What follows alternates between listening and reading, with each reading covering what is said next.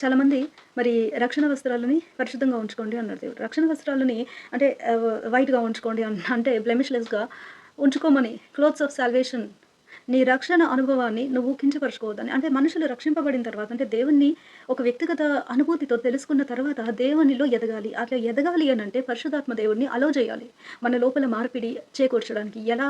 మనకున్నటువంటి పరిస్థితుల్లోనే. మనకున్నటువంటి పరిస్థితుల్లో దేవుని పైన ఆధారపడి ప్రభువా! ఈ సిట్యుయేషన్‌లో నేనేం చేయాలి? ఇప్పుడు సపోజ్ నువ్వు ఒకళ్ళని క్షమించాలా? నీతో కావట్లేదు. అట్లాంటప్పుడు నేనెలా? నేనేం చేయాలా? మరి ఈ వేదన నాకే ఉంది. నేను ఎలా బయటపడాలా? అనేసి అనుకుంటున్నప్పుడు ఒకటే అన్నిటికి జవాబేంటంటే లుక్ ఎట్ ద క్రాస్. దేవుడేం చేశాడంటే imitate Jesus. Follow God. Imitate Jesus. What did Jesus do on the cross? He had forgiven. He offered forgiveness. అంటే ఆ సిలువను చూసినప్పుడు మనకి క్షమించే గుణం అనేటిది అంటే పెంపొందేటటువంటి అవకాశం ఉంటుంది. దేవుడిని తలుచుకున్నప్పుడు, దేవునితో అడిగినప్పుడు, దేవా నీ ఆత్మని నాకు నా లోపల నింపి, మరి ఆ గుణాతిశయాన్ని నువ్వు వెల్లడి చెయ్యి ఈ సిట్యుయేషన్‌లో అని మనం దేవునికి ప్రార్థిస్తే అందుకే అంటాడు గదా! మీరు పక్షుల కంటే శ్రేష్ఠులు గారా?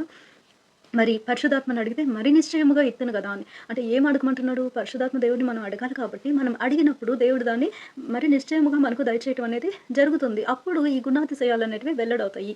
Fruit of the spirit. Okay. అది ఆ ఫ్రూట్ ఆఫ్ ద స్పిరిట్ వాక్యంలో ఏముంటుంది?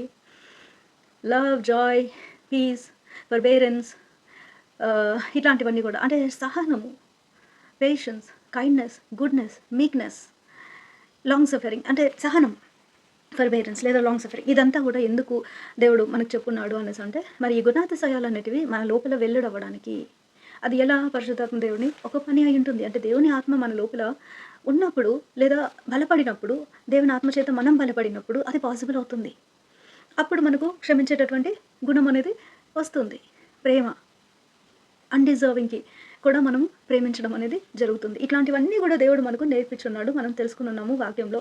ఒక మనిషి రక్షణ అనుభవంలోకొచ్చిన తర్వాత ఈ విధంగానే ఎవ్రీడే సిట్యుయేషన్‌లో దేవుడి పైన ఆధారపడి మనుషులు ఎదగడం అనేది జరగాలి.